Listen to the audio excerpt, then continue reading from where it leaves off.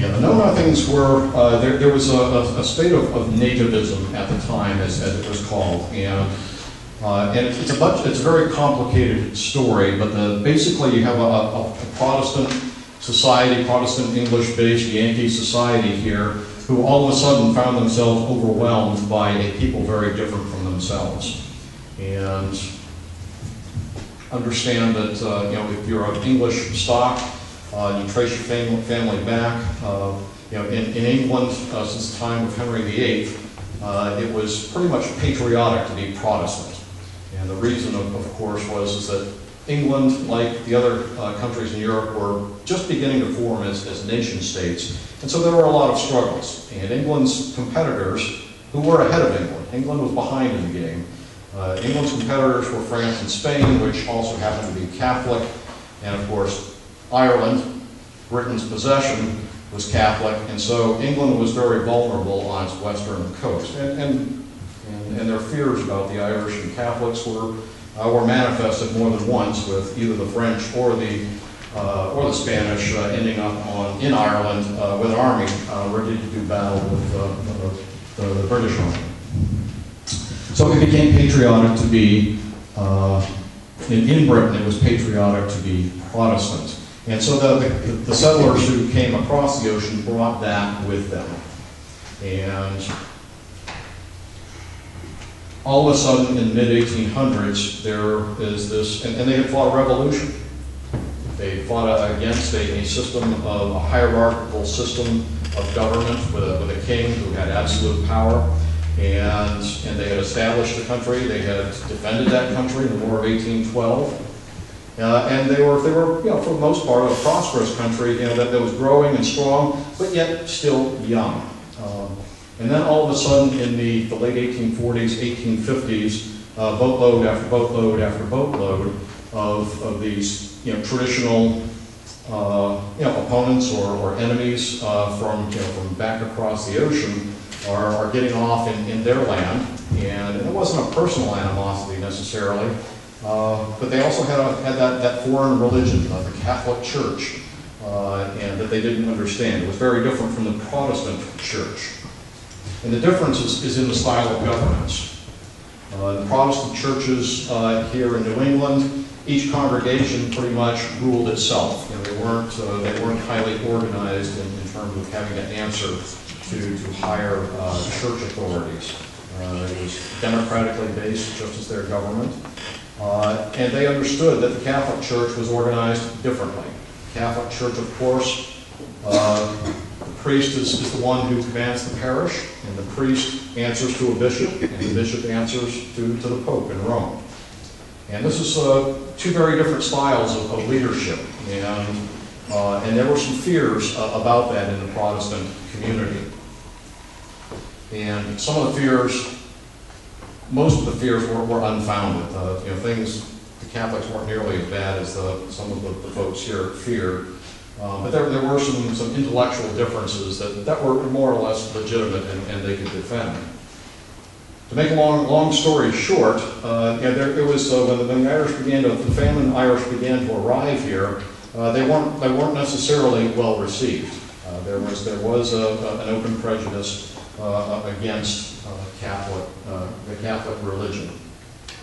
As I mentioned, part of that was social. It was something they inherited from their families and the English motherland. It was social in the sense that these people getting off the boats were most often very, very poor people who needed help, often sick or bringing sickness with them, so there's a danger to you and your family here in the colonies.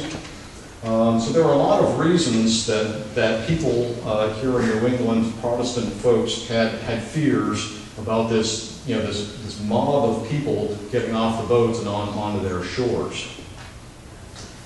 But it was also religious for the reason I mentioned, governance-wise. There were some religious differences to do with that, and frankly, some of the Protestant churches actively promoted this anti-Catholic, anti-Irish sentiment.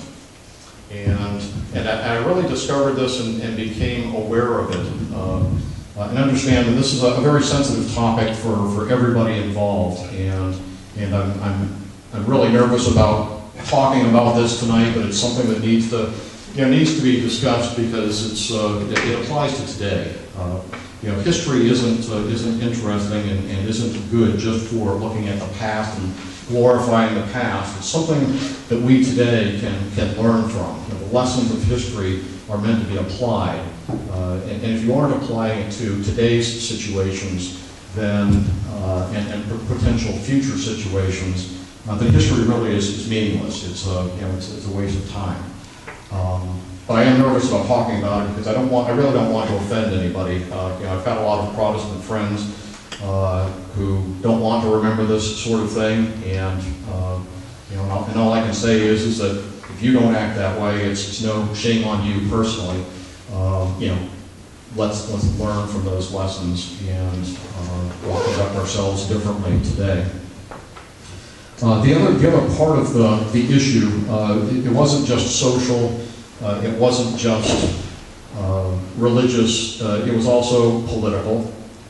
In the 1850s, there were really three issues that were high on people's radar screens, and it was a very, very, very turbulent time. There were two major parties. There were the Democrats and the Whigs, and each of those parties had particular characteristics that made them into a party. The Democrats tended to be tolerant of slavery and courted the immigrant vote. Okay, so when people were getting off the boat, the Democrats were pretty active about recruiting them as voters, and apparently with some success. Whigs did not, didn't care for that too much, and some Whigs tended to be more anti-slavery. And there were, the three major issues were slavery. Okay, this is before the Civil War. So the big issue was in the country, the biggest issue really was slavery. And we like to think of the North as being anti-slavery and the South being pro-slavery, but it wasn't that simple. Okay, it wasn't that simple. In Maine, for instance, Portland was, after New York City, was the largest producer of rum on the eastern seaboard. Okay, and the molasses for the rum came up from Barbados, which was run by British black slaves. The other part of that business was woodsmen in the backcountry of Maine who were cutting trees and shipping them out as barrel staves. Again, going to the Caribbean to hold the molasses that was being brought up. So there were a lot of people in Maine who had a keen interest in making a buck and really didn't want the economic boat rocked by large anti-slavery gatherings and such that happened here in Maine. In fact, prominent anti-slavery speakers were assaulted as they tried to speak in Portland. If you haven't been on the Portland Freedom Trail, it's worth a walk. And think about these mills. The Bates Mill, Hill Mill, the Bedford Mills. What were they bringing into the state? Yeah, cotton. Okay, and it wasn't being picked by white folk. Pretty white folk. Okay. So there were some, and again, it isn't simple. Even the fact of the matter is that a lot of the people who had a vested interest, let's say, in getting the cotton for their mills were some of the most vocal anti-slavery people, like Benjamin Bates and Orrin Cheney at Bates College and so forth. None of this is simple and easy. There are too many twists and turns to this story. But slavery was a big issue, and the two dominant parties at the time weren't dealing with that issue to the satisfaction of strong anti-slavery people. And the two issues that really turned people off from the two major parties were the Fugitive Slave Act of 1850, where if a slave had escaped slavery and gotten to the North, they weren't free and clear. Slave catchers could come up across the border and legally haul them back. And people in the North were legally obligated to assist in doing that. that rubbed a lot of people the very wrong way. And they weren't happy with their political parties for allowing that rule that law to come into place. There was also the Kansas, Nebraska bills that left the door open for those states to choose to allow slavery. Again, your hardcore anti-slavery people here in the Northeast weren't satisfied with that. They figured that their parties, both Whig and Democrat, should have made a different decision. So where do these disaffected voters go? Okay, they go to another party. But before we get there, the second issue of the day was temperance. There was, in the old days, the early colonial days, rum was drunk as if it was water. It was available freely everywhere, and when you took a break from work, you had some rum. If you served on board a ship, you legally had your ration of rum coming to you every day. And of course, this took its toll, and the women decided, primarily the women, not only the women, but primarily the women decided that we've got enough of this. Pop isn't going to spend a check on the rum shop.